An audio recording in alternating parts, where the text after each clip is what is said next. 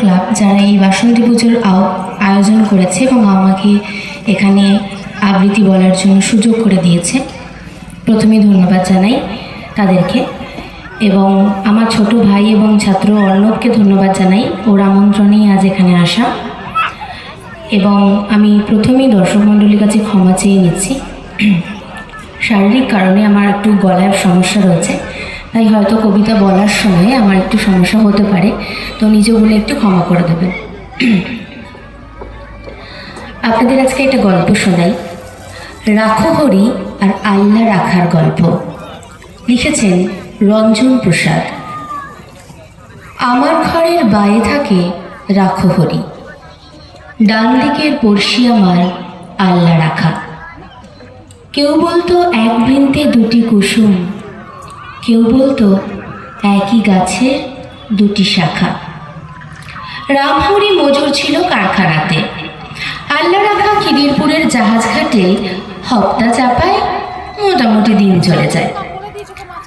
দুঃখে সুখে দুজনেরই সময় কাটে।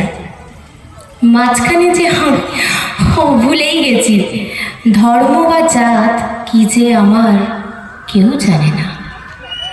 রাখো হরি আল্লাহ রাখা ভেবেই মরে, আমার নিরেট অবস্থাটা কেউ মানে না।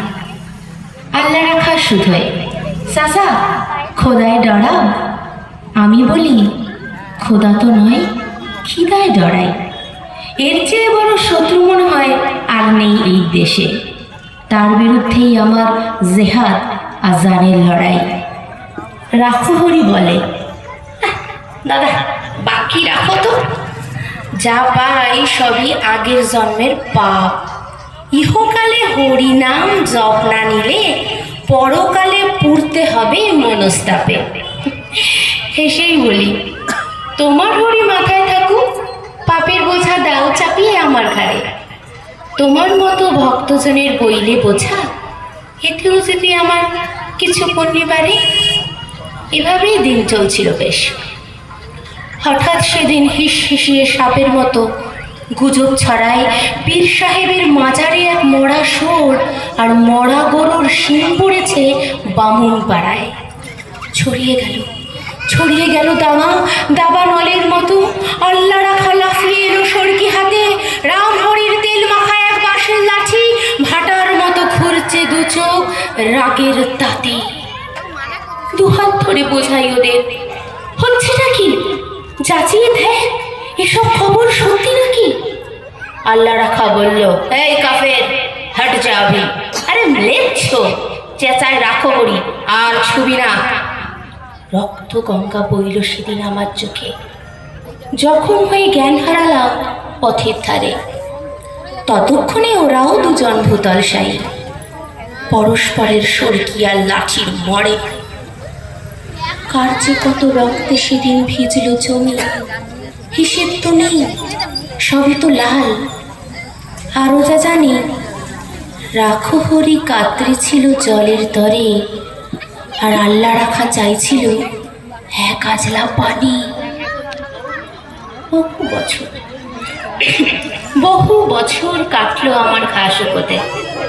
দেহেরটা নয়, মনের ঘাটাই আসল দাগা। ঘরে যে যাই সেই ইচ্ছাটাও আর ছিল না। ফিরবো কোথায়, ঘর তো আমার আগুন লাগা। তবুও সেদিন চাইল কি মন, গেলাম ফিরে।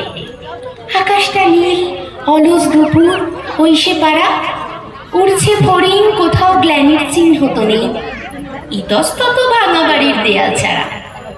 আমবাগানটাও তেমনি আছে, শীতল ছায়া, গাছের কাছে লুকিয়ে রাখা আমের ঝুড়ি, টলটলে জল তাল পুকুরের পাত্র নিয়ে। কাদের দুটো দস্যি ছেলে ওরাই খড়ি। হঠাৎ যেন বাজের মতো চমকে দিয়ে এক নিমিষে উধাও হলো মনের ধোকা। হঠাৎ যেন বাজের মতো চমকে দিয়ে এক নিমিষে উধাও হলো মনের ধোকা।